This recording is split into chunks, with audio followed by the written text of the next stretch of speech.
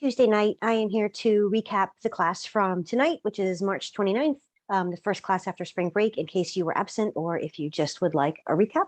Let me share my screen and I will talk about what we did. Oh, here we go. Okay. And you should be looking at the Brightspace page right now. We watched an interview with a group called Black Nerd Problems. And I uploaded this meme here because it refers to minute 26 in the interview. So briefly, it's talking about methods of protest and how a protest that's not peaceful that we would call a riot. And you can see here, there's fires and the caption is, why can't they protest peacefully? And then the next pictures are, you know, all the different protests that were peaceful that got major pushback from a lot of corners of America. You know, it says, why can't they protest peacefully? But not like that, not like that, not like that. And this is when the NBA wore shirts that said, I can't breathe. And for some reason that was not allowed. They got yelled at, they got told to shut up and dribble, you know, not stay in their lane, stick with sports, don't make political statements. Same thing with the NFL, Colin Kaepernick kneeling during the national anthem. And this is the cast of Hamilton, who at the end of a show, the whole cast got together on stage and made a very respectful speech to Mike Pence, who was vice president at the time, sitting in the audience, about equal treatment for all Americans, and how to be, you know, democratic and not to be racist. And there was a major pushback against all of that too. So this is showing the hypocrisy of how no methods of protest will get through to people who are just determined not to listen to any of it. And in minute 26, this interview with Tochi Onyebuchi discusses that. So I wanted you to know what they were talking about. So this interview, I have it opened here. This is Black Nerd Problems. The host is Joseph Harris, and it's a very long interview. We didn't watch the whole thing, 48 minutes. They actually don't even start talking about Riot Baby until minute 13:30. I have fast forwarded all the way to minute 29 because I want to let you listen to 1 minute that they talk about one particular sentence in Riot Baby. So let's listen. So when I read a book, the books that I really like, I inevitably end up making like my ugly hip hop face. And you know, it's like when you hear that one bar or that beat, or you're just like, you listen to that new, and you're like, yep, you make the stank face. Yeah. So I want to know where this bar came from, because I read this line and I was like, oh, I started making my ugly hip hop face in the book. And there's a part in the book where Ella says, I am the locust.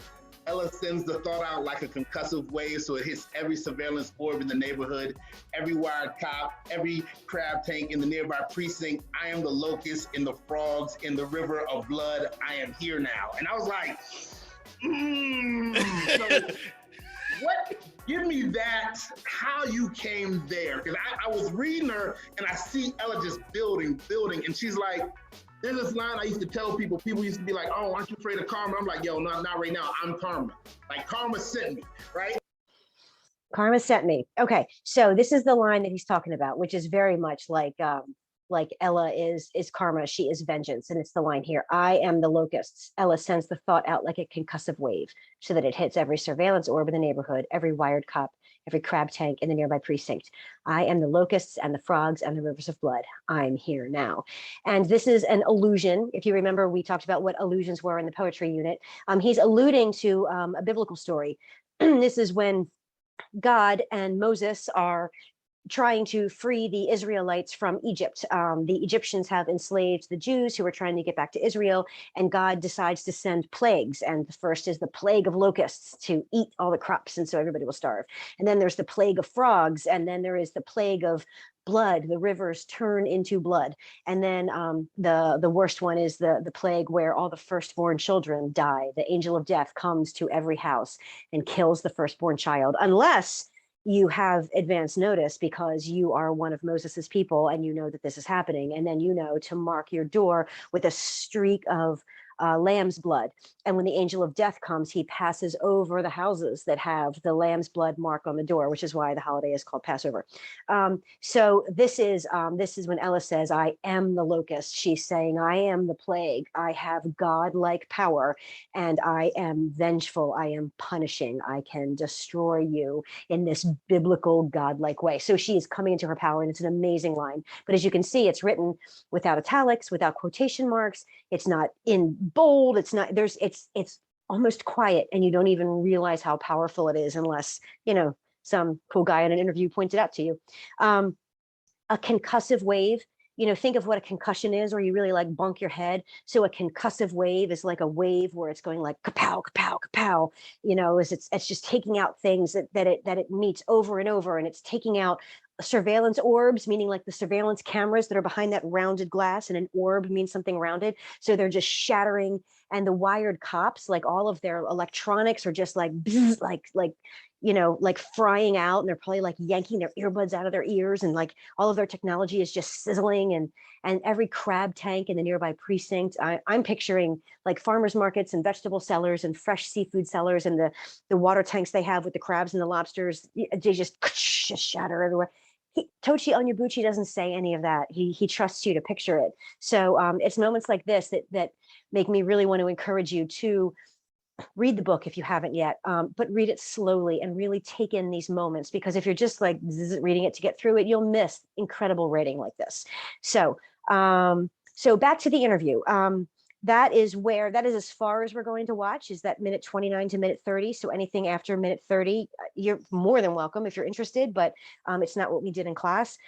We started at minute 13:30 because they don't talk about Riot Baby until minute 13:30. They talk about all kinds of other sci-fi. So minute 13:30 begins a conversation about anger as self-preservation, how anger can be a good thing, and also how anger can be a bad thing, and how Onyebuchi sort of relates to the anger in Ella and Kev's characters, and how he's using it to make certain points. And then after that, they talk about a few things that I want to make sure that you know what they're talking about. So one of them is this moment here that I already discussed in minute 26. So when they talk about the different ways that you can and can't protest, you'll know what they're talking about there. And then another one is Onyebuchi talks about a road to Damascus moment. And that means that's a saying. It's also a saying from the Bible where Saul is traveling to Damascus, and on the road to Damascus, he has this like moment of realization that he's going to follow Jesus and become a Christian, and everything he thought he knew was true is completely changed. And it's this like, wow moment. And that's called a road to Damascus moment, when you have like a mind-blowing realization that changes your life. And Saul changed his name to Paul and became an apostle. So that's what road to Damascus moment means. They also talk about Coates. And they are referring to Ta-Nehisi Coates, who is a journalist. He's from Baltimore and DC, and he gets pushback a lot of times because he's not always like enthusiastic about protests, because he feels like they don't do any good. He doesn't think that the protest by Black Americans will change any laws or change the culture unless there is buy-in from white Americans. And right now, if it's just the Black people protesting, nothing is changing. So he's like, nothing's going to happen unless the white people show up. And that they are calling this Afro-pessimism. Joseph Harris and Tochi Onyebuchi are saying it's like this Afro-pessimistic way to be, like, which is, he gets people get unhappy with him because they feel like he's taking away their hope. But then other people are like, no, this is real. Like, we have to like work in other ways. So that's what they're referring to in that moment with Coates. And then the other thing that they talk about that I want to make sure that you understand what they're saying is at the end of this section, they talk about Get Out, the movie, and Onyebuchi is explaining why he doesn't cast any white characters, and what happened when one of the white actors from Get Out was giving an interview and talking about how people only want to like identify with the good white character in a movie, and if you're the bad guy, and she is, this actor Allison Williams plays the bad guy in Get Out, the white people don't want to identify with her because they don't want to be seen as like the racist white person. And she's like, the whole point of her character was to point out racist white people, and no one would stop and do that self-examination. So that's kind of a neat moment. Onyebuchi also names all of the people that we made a list of when we made the timeline from Rodney King to George Floyd, all of the people who were the victims of excessive police violence. And he's talking about them and he's just naming them left and right. And he's really making the point why he wrote this book and what he wants to focus on in this book. And the fact that Ella, the character in this book, witnesses all of these different acts of violence that happened in real life and that he's talking about in this interview. So between minute 13:31 here all the way to minute 29, where they talk about I Am the Locusts, that is what we watched, and please watch it. This is pretty good information gathering for your paper. Now the homework is to, well, here, the extra credit first. The extra credit is to dive in deep to the Comic Republic site, because this is just some amazing stories that are great examples of Afrofuturism. If you click on read comics at the top, the whole list of their titles is in alphabetical order here. Or if you click on read comics, they're all, you can see the covers of all of them in alphabetical order here. Find one that attracts your attention because you love the art or because you like the title, or there's just something about it that makes you say, ooh, you know, this one looks, look, she's a doctor, like she doesn't look like your traditional comic book hero. I'll click on her, or whichever one interests you. For extra credit, next class, anyone who dives in deep to any of these titles and wants to give a presentation about what their comic is about, you know, what the art looks like. Look, there's only 3 issues of this one. You know, give us an overview of who the characters are, what the story is, you know, what is the backstory that's presented, what is the conflict, who is it who is fighting whom, you know, what attracted you to the art, what parts you liked, you know, any dialogue that stuck out, you know, why is his armor or, you know, cybernetic prostheses, why does it look like that, you know, whatever you want to say. 5 minutes for extra credit.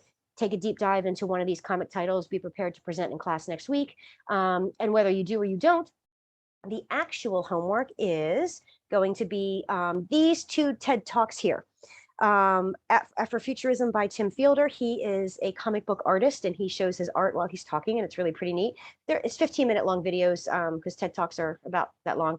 This is it's much more focused on, it's a lot of Black Panther stuff, and Alexander Brickler got his doctorate in the study of cartoons and comics, and it's pretty cool that you can get your doctorate in that.